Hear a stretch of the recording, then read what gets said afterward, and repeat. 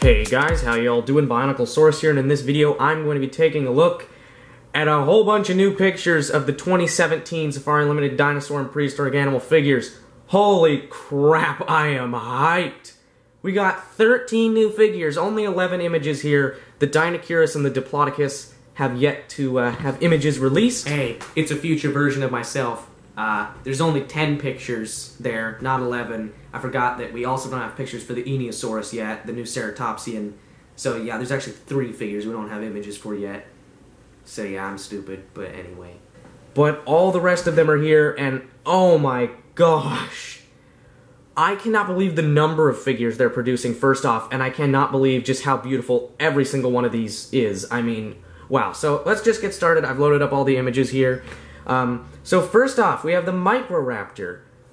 I'm so excited that they did this because we actually have evidence of what color it was. So we have this is like this iridescent black color, like that's really what it could have looked like, or what it did look like, as far as we know. So this is it's just so cool to see a figure like this is an accurate representation right here. Wow, yeah, looks awesome. Much nicer pose than the old Carnegie one in my opinion. I love how his wings are sort of like curving here, the feathers, that looks really nice. So let's move on to the next figure. So here we have the Tylosaurus. I really like the tiger stripes. It's really kind of cool, unique look.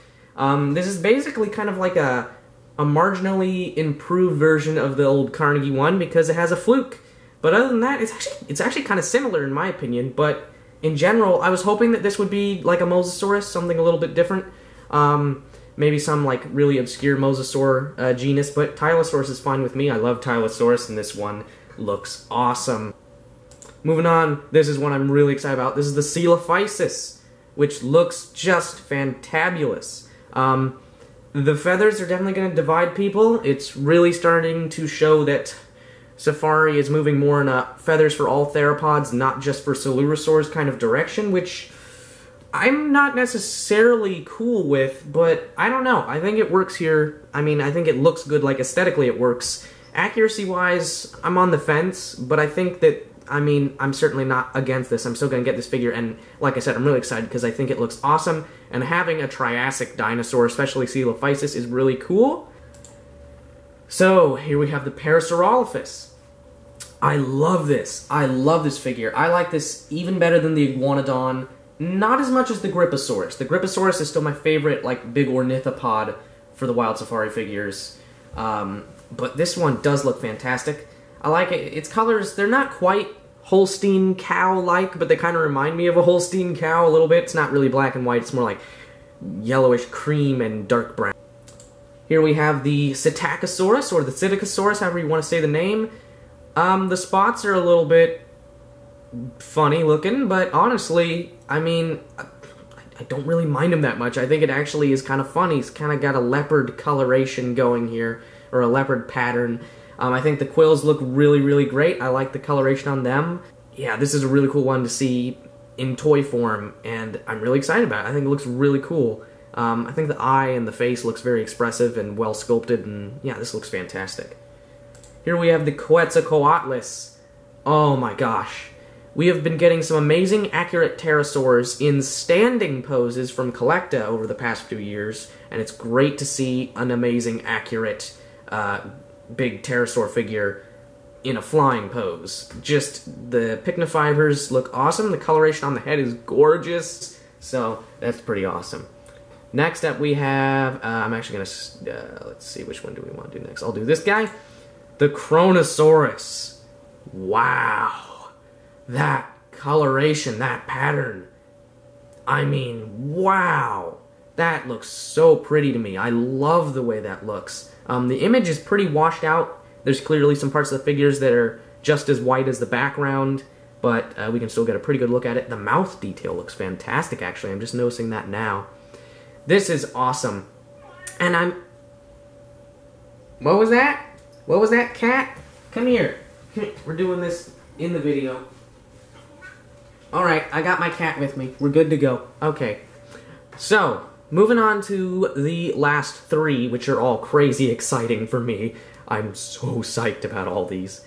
Here we have the new Velociraptor. This thing is immaculate. Look at it! Holy crap. I mean, I loved the feathered raptor from Papo. I really did. I thought that was a great, great figure. But this one is far superior.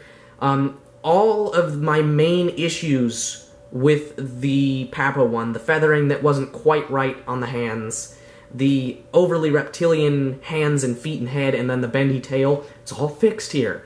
I still think that the feet and the hands, the scaly parts of the animal could be even more bird-like and even thinner, but this is certainly within the realm of possibility, and it looks beautiful.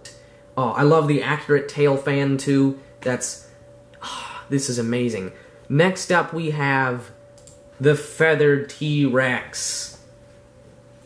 It's not that I don't love the Collecta one. I do. That Collecta feathered T-Rex remains one of my favorite figures of all time. But this thing just blows the Collecta one out of the water. Oh my god!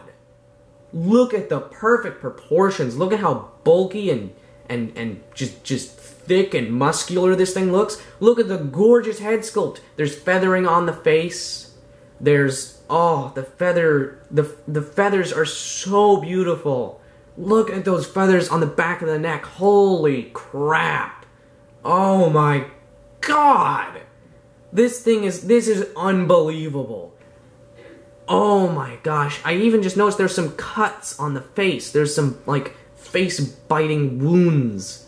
That's awesome detail right there.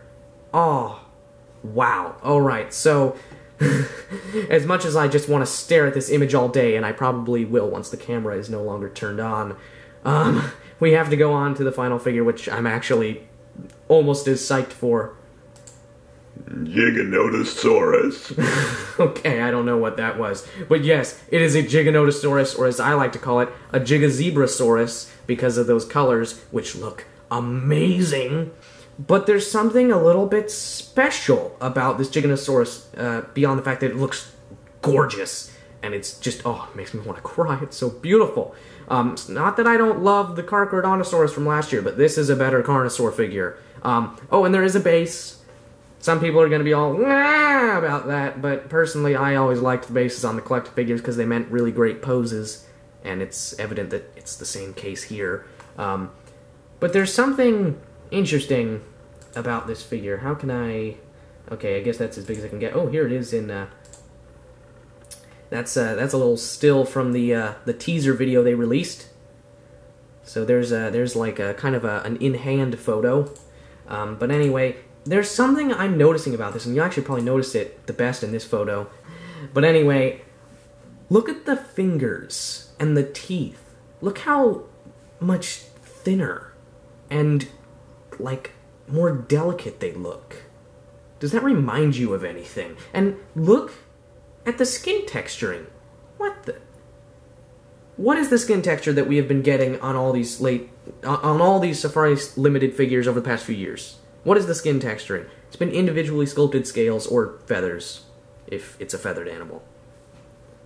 But this has an odd combination of just smoothness and kind of little wrinkles and lines. What is that?